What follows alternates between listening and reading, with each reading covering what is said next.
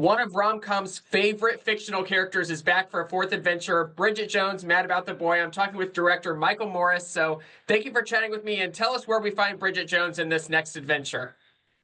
Well, it's a pleasure to be here. Yeah, so she's a few years after the last time we've seen her, of course. She's got 2 children now. And, everything seems like it would have been perfect after the last film, except that this terrible tragedy has happened between the films, which is that, I'm not going to, it sounds like a spoiler, but it's right there. But Mark Darcy's no longer here. He's no longer with us. He tragically died in the intervening time. And when we join Bridget now, it's 4 years after that. A little bit of time has gone by, and we see her sort of in her life and how she's coping with it, which, needs room for improvement, and over the course of the film, all of her friends and her family and everyone is encouraging her to get back out into the world, and that's what we see in the film. I don't want people to come for Michael Morris saying, oh my gosh, your first Bridget Jones film and Oscar winner Colin Firth is dead. No, this was written into the books. This is part of the story. I mean, people are going to have very mixed reactions about this, but I can tell you it's so worth it, if I could say that, about making this new movie. What about, I mean, obviously Colin Firth is still in the movie. What is it like to kind of have this story told and be in that realm?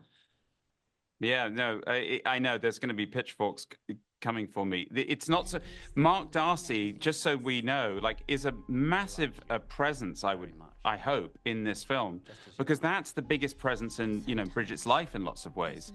It's just that life has thrown a serious curveball at her, as life does to a lot of us, especially as we go on. Like Bridget, we've checked in with her in her late 20s, in her mid 30s, when she's having a baby, and now she's she's a bit older than that. And what happens, as all of us know, is that life isn't a straight line, and so I think it's really valuable to see how this warm, witty, kind of optimistic, person deals with the stuff that all of us are going to deal with at some point.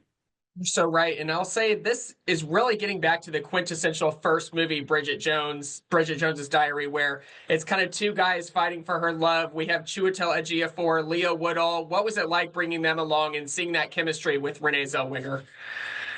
It was everything I could have hoped and a lot more. And I say that because, as a director, you get a really strong instinct in your mind early on, hopefully, about who the right person to embody this character is. And I had not seen One Day had not come out, which is that wonderful Netflix series that Leo did. But he was in The White Lotus, and he was such a charismatic, outsized presence in that. And I just knew, I was like, he's got to play him. And equally for Chiwetel, who's been one of my favorite actors for decades, all of his films I love, literally without reservation, every single thing. So the hope is, okay, they'll do it, and they did, incredible. But then the second hope is, I hope there's chemistry, with Renée, and my God, they from day one they were 100% there, and Renée just warmed to both of them in the best way. Yeah. And you have to have this special relationship being the director on this film with Renée Zellweger, this being her 4th Bridget Jones film. But this is your first. I mean, what is that like, kind of stepping into this world where a lot of the people, okay, this is kind of, she's a regular, she's doing this like it's the back of her hand. She knows what she's doing as Bridget Jones, but she's kind of guiding you along the way too. What was that like? I would say that, I think you're right in some senses, except that this film, when you see it, I think you'll understand what I mean. It's very Bridget in its absolute core DNA, but it's definitely something we haven't seen in the franchise. It's a different approach to Bridget. It's a different treatment, I think, of her and her world in some ways. And that was very important to me going in. And so before we even got to the set and started working on scenes, Renée and I were absolutely holding hands going, okay, we're doing this together. We're going to ask Bridget a lot of questions that are new for her to answer, put her in some unfamiliar situations. And in order to do that, the best thing in the world that I could have is Bridget.